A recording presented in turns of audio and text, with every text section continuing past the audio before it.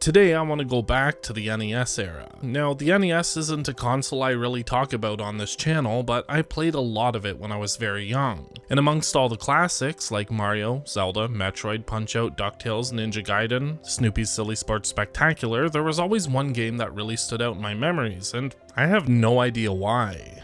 I remember playing it a lot as a kid, and I could never beat the first level. I'd spend hours in front of the TV, enduring death after death after death, just trying to see what was next. While my friends were out living their lives, kissing girls and jumping their bikes and shit, I was stuck inside, locked in an eternal struggle with this 8-bit fishy ginger who just wouldn't cooperate. Years later, I tried again, and I was only able to get to the second boss, and I didn't even beat them. All I got from my attempt was the game over screen burned into my dad's new plasma screen TV and a subsequent beating due to the aforementioned screen burning. Dejected, I hung my head in defeat, knowing I'd never beat this game, and I quickly decided that, for my sanity, it'd be best I just forget about its existence. But throughout the years, the memories remained dormant in the back of my mind, waiting for the right moment to return and for me to find a copy online. Until one day, it happened. I got a copy of the game in question. And I know you're all watching, screaming, Flamingo, what game could it be that haunts you so? Ninja Gaiden? Ghosts and Goblins? No.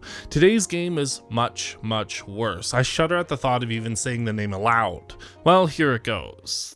It's Little Mermaid.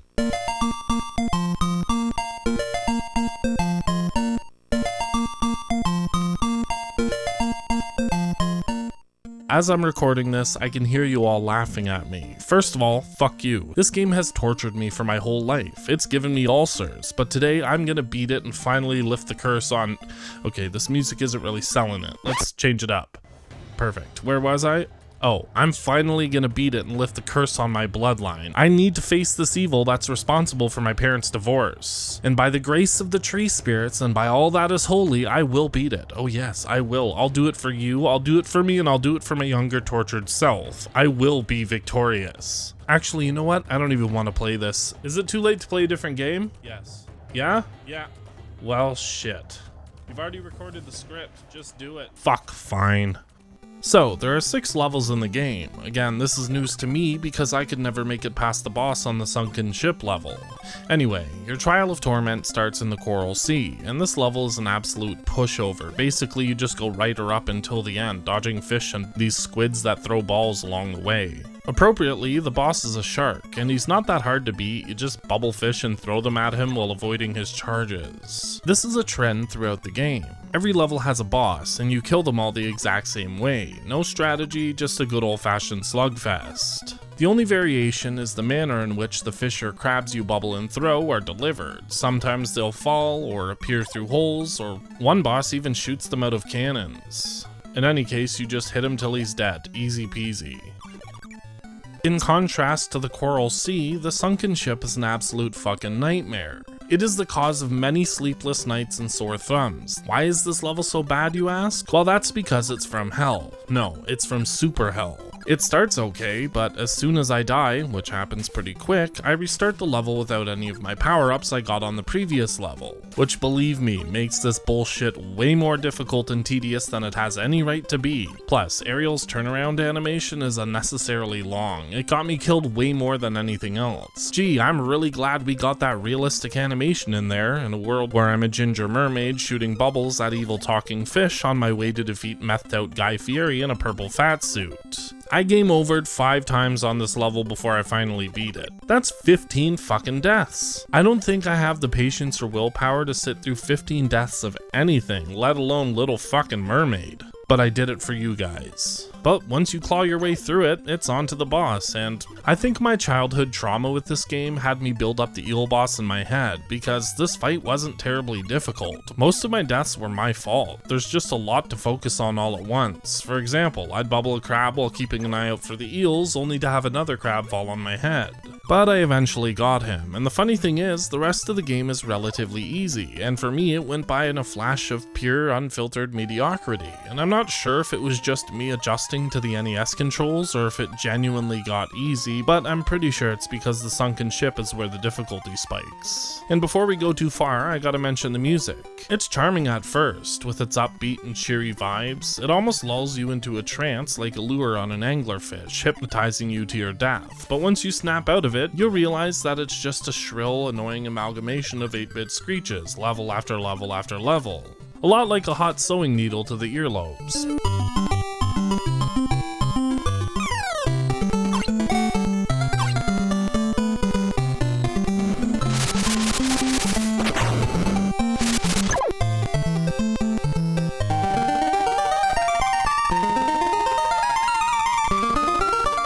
I had to mute that shit, save myself some sanity. The next level, called Sea of Ice, is a cool level. See what I did there? Anyway, and I can't believe I'm saying this, but the issue with this one is that it's way too easy. It's almost like they saved all the challenge for level 2. And I mean, I flew through this level so quick, well, I guess I swam. I swam through this level so quick that I hardly remember anything about it. The only thing I do remember is the boss. You fight a seal who chills up on these platforms right above the water level. When he pops out, you just toss shells at him. Not much else to say.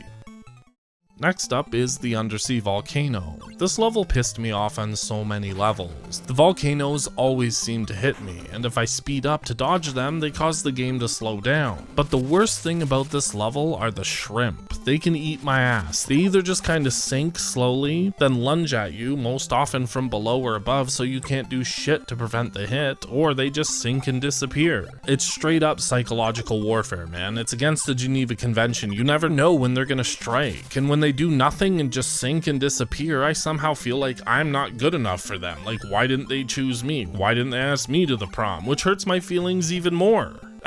These things are an absolute menace. It should be considered a war crime to be that much of an asshole yet still have big dumb googly eyes.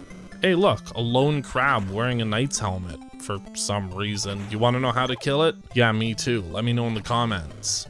The boss of this level looks like an icy squid that's conducting a band off screen. At least now we know who's responsible for this shrill mess of a soundtrack.